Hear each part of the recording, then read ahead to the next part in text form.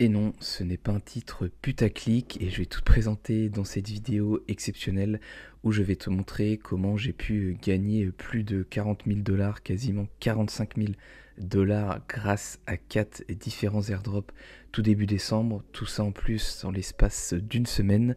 Mais je viendrai nuancer mon propos en fin de vidéo car malgré cet airdrop incroyable, je ne suis même pas en ATH Wallet, mais je t'expliquerai pourquoi.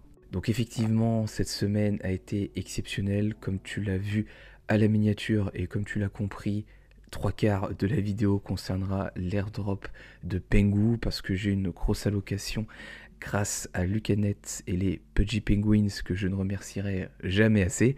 Mais ce n'est pas tout ce qui a pu se passer. Donc on a commencé avec l'airdrop de Bluefin qui est un exchange sur la blockchain Sui, qui est une blockchain d'ailleurs qui fait beaucoup parler depuis plusieurs semaines. On la présente un petit peu comme le nouveau Solana Killer. Bon, personnellement, ça m'intéresse pas, je me concentre plutôt sur Bitcoin, Ethereum, Solana et ça me suffit largement. Et en plus, sur Ethereum, on se retrouve dans la niche des NFT.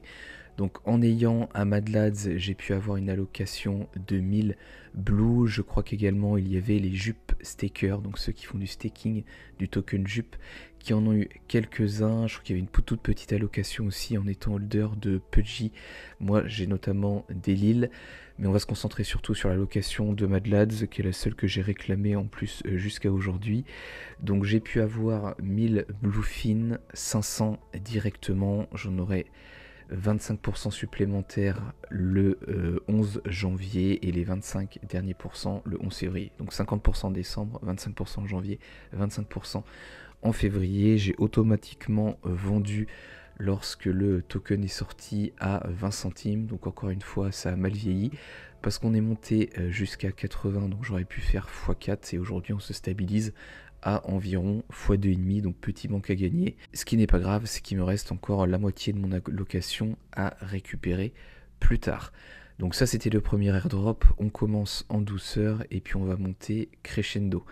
Ensuite nous avons eu l'airdrop de Magic Eden qui a pas mal fait parler de lui parce que ça a pas mal bugué et tout le monde n'a pas pu claim le token. Comme tu le vois quand il est sorti, on a eu une énorme bougie à 10, alors celle-là je sais pas si je peux la prendre en compte, mais c'est en tout cas monté à 8 durant la seconde nuit aux États-Unis, ce qu'on a raté en tant qu'Européen. Et ce que j'avais fait, c'est que pour la première fois j'avais utilisé Whales Market. Donc moi j'étais éligible à 301 tokens ME.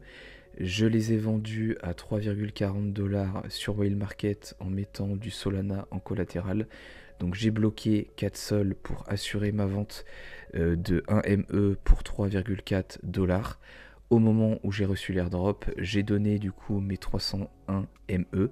J'ai pu récupérer mes 4 sols que j'avais mis en collatéral ainsi que les 4 sols du coup que je récupère qui étaient l'équivalent de 3,4 $ pour un token multiplié par 301 tokens qui était le nombre de tokens auquel j'étais éligible. Malheureusement le token est vite resté autour des 5 $, donc j'ai eu un manque à gagner parce que je crois qu'au moment où j'ai reçu l'airdrop j'étais environ à 1700 ou 1800 $, donc j'ai eu mon prix divisé par 2. Ce que j'ai hésité à faire, c'était du coup de swap mes tokens ME en Solana, ce qui me faisait je crois 7 ou 8 Solana, et perdre mon collatéral à côté, ce qui me faisait un bénéfice de 3-4 sols. Mais je n'ai pas osé le faire et j'ai préféré rester carré par rapport au deal que j'avais fait avec Whales Market. Bon, n'hésite pas à me dire en commentaire si toi tu as déjà utilisé Whales Market, si tu l'aurais fait différemment. Moi c'était la première fois que je l'utilisais, j'ai pas trop réfléchi. Et leur drop représentant 1000 $ venus d'un peu de nulle part, j'ai préféré le sécuriser. Donc premier airdrop de Bluefin, deuxième airdrop Magic Eden et avant Pengu, on a eu l'airdrop de Wise Monkey. Donc pourquoi je dis on, je dis notamment les apes qui ont participé à l'Ape Fest du mois d'octobre en étant simplement holder du ticket qui nous permettait d'aller à l'Ape Fest. Donc pour aller à l'Ape Fest, il faut être holder d'un Bored Ape Yacht Club ou d'un Mutant Ape Yacht Club. On avait du coup une place et tous ceux qui ont eu une place et qui sont venus à l'Apefest ont reçu des monkeys. Alors je sais plus exactement combien de tokens ça représentait, mais en termes de dollars à réception c'était environ 2500 $. Moi j'ai pu vendre pour obtenir un peu plus de 2000 $ de monkeys. Je crois que j'étais à 2002-2300 au moment où j'ai vendu. Et pour la petite anecdote, moi le séjour m'avait coûté environ 1000 $, donc le ticket était payant, je crois que c'était environ 150 $, mais il était remboursé si tu venais. J'ai dû dépenser environ 700-800 $ pour le logement et le vol, quelques petits plaisirs sur place, et j'ai eu mon séjour de totalement remboursé grâce à cet airdrop, donc assez incroyable. Surtout que celui-là sortait de nulle part, alors contrairement à Magic Eden, dont on parlait depuis plusieurs mois déjà. De 3500 $ pour ces 3 premiers airdrops. Et du coup, le dernier, c'est le Pengu. Merci Igloo, merci Lucanets, merci les Pudgy Penguins, parce qu'ils nous ont clairement rincé. Cet airdrop est arrivé assez vite finalement, parce que je crois qu'on a eu l'annonce début décembre, autour du 2-3 décembre, et l'airdrop a eu lieu le 16 décembre je crois, donc moins de 2 semaines après, et c'était une folie totale. On a vu le prix des NFT exploser, et pas mal de personnes étaient éligibles. Les holders des items Pudgy, donc évidemment les Pudgy Penguins, les Lil Pudgy, également les Rods.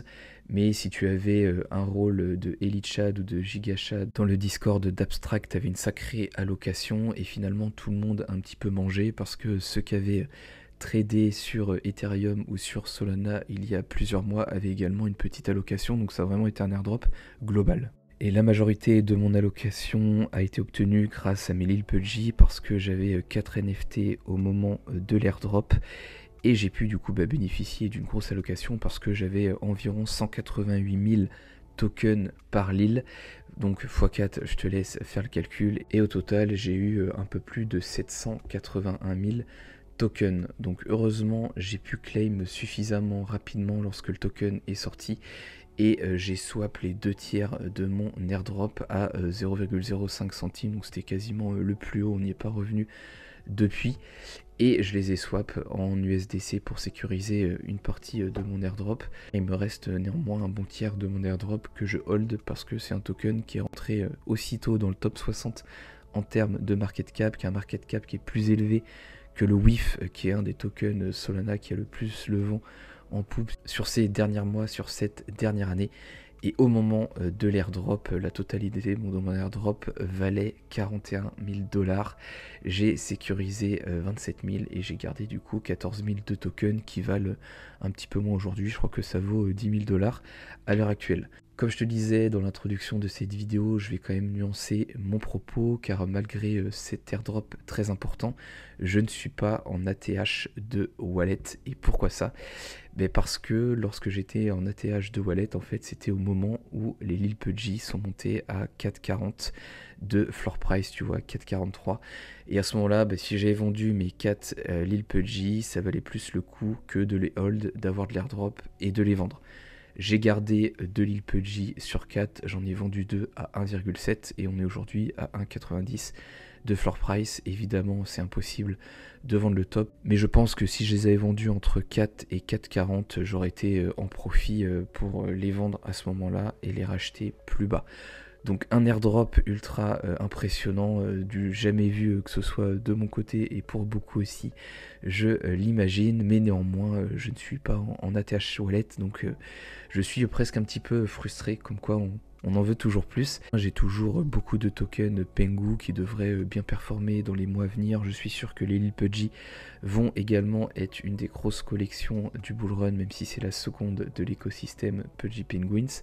Donc on retrouvera la TH Wallet et on l'explosera, j'en suis sûr. Et aujourd'hui je ne sais pas trop si je vais essayer de racheter 2 Lil pour potentiellement les vendre juste avant l'airdrop d'Abstract. Ce qui m'embête là, c'est de les racheter au-dessus du prix où je les ai vendus, donc j'attendrai peut-être que ça redescende en dessous des 1,7, du moins c'est ce que j'espère. N'hésite pas à me dire en commentaire si toi aussi tu as pu bénéficier de l'un de ces airdrops. Si c'est le cas, n'hésite pas à me partager le nombre de tokens que tu as eu, qu'est-ce que tu en as fait, est-ce que tu hold est-ce que tu as vendu. Et puis j'espère qu'on pourra se retrouver pour une nouvelle vidéo de ce type. Le prochain gros airdrop, ce serait potentiellement Abstract. Il y aurait aussi OpenSea dans les tuyaux. On parle aussi beaucoup de Monad. Bon, le début d'année devrait être assez intéressant. J'espère que mon Mad Lads me permettra d'avoir pas mal d'airdrops et mes deux Lil Pudgy aussi. Je te souhaite de très bons airdrops et on se retrouve plus tard pour une prochaine vidéo. Ciao.